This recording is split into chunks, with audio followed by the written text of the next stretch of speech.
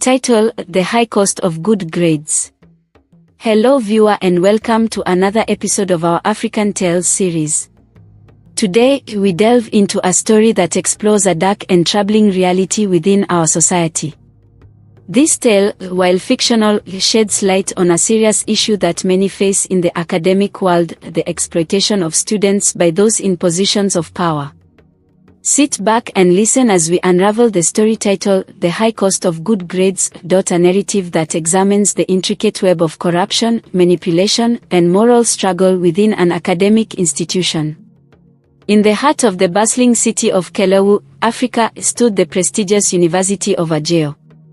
Known for its rigorous academic programs and distinguished faculty, it was the dream destination for thousands of students aspiring for excellence.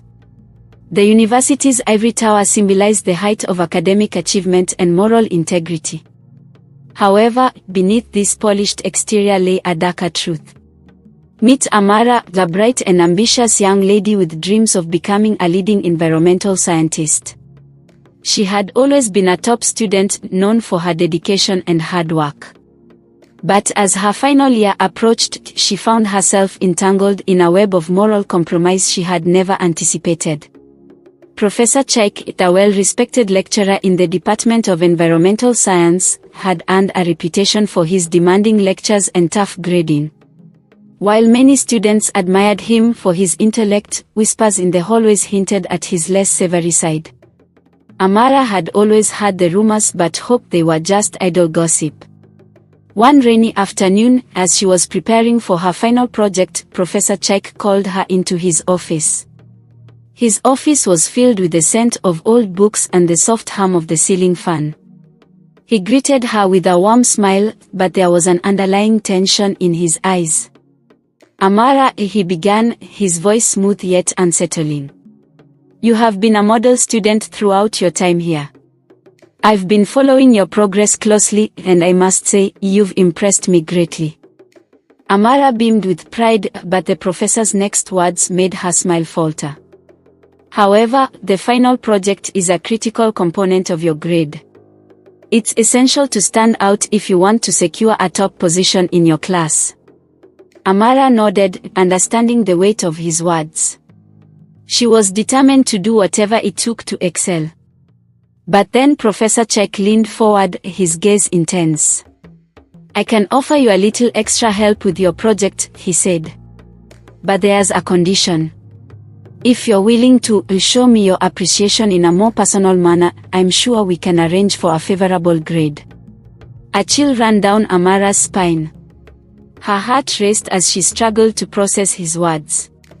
This was not the offer she had anticipated. Amara left the professor's office feeling shaken and disoriented. The weight of his proposition hung heavy on her shoulders. She sought refuge in the university's serene botanical garden, where she often came to find solace. As she walked through the garden's winding paths, she encountered her friend and fellow student Nkechi. Nkechi was a lively and outspoken lady who had a knack for cutting through pretense. "Hey, Amara, you look troubled," Nkechi said, her eyes full of concern. "What's going on?" Amara hesitated but then poured out her heart, recounting the professor's unsettling proposition. Nkechi's face darkened with anger. "That's unacceptable," Nkechi exclaimed. "You need to report him.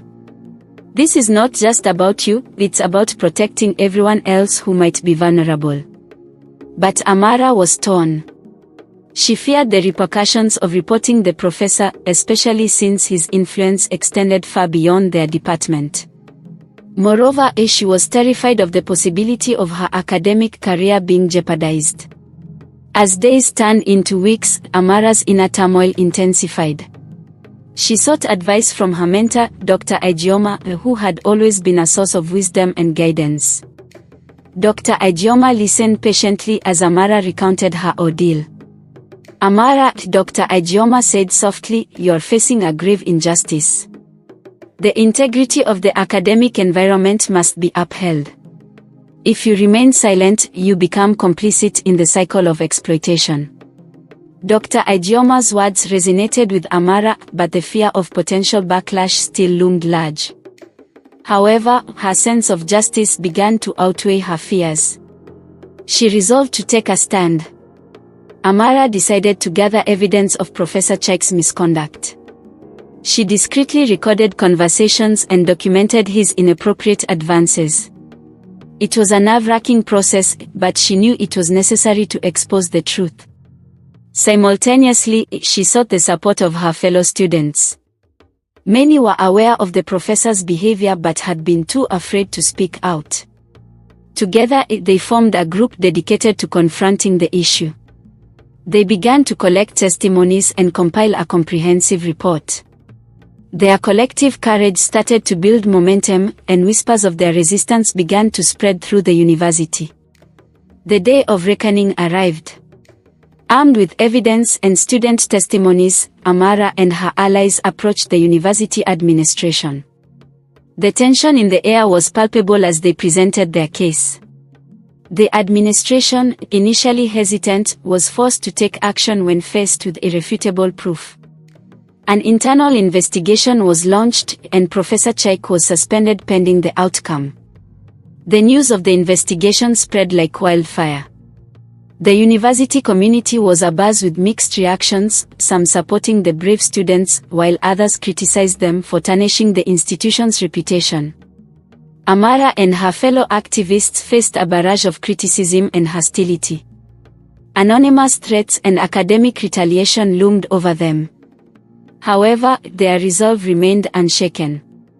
They had chosen to fight for justice, and they were prepared to face the consequences. Despite the challenges, their bravery inspired others to come forward with their own stories. The university was forced to address the systemic issues that allowed such behaviors. In the aftermath of the scandal, the university took significant steps to reform its policies and create a safer environment for students. Anti-harassment workshops, confidential reporting channels, and support services were established. Amara graduated with honors, having emerged as a symbol of resilience and integrity. Her journey had been fraught with obstacles, but she had paved the way for future students to stand up against injustice. As she looked back on her time at the University of Ajio, Amara felt a profound sense of accomplishment. She had not only achieved her academic goals but had also contributed to a larger movement for change. The story of Amara and the fight against the high cost of good grades at the University of Ajio became a powerful narrative, inspiring similar movements across other institutions. It served as a reminder that courage and collective action could challenge even the most entrenched systems of bad behavior. In the end, the high cost of good grades was not just a story of individual struggle but a testament to the power of standing up for what is right. It reminded us all that integrity and justice must prevail, no matter how daunting the challenge may seem. Thank you for joining us on this journey through a compelling and thought-provoking tale.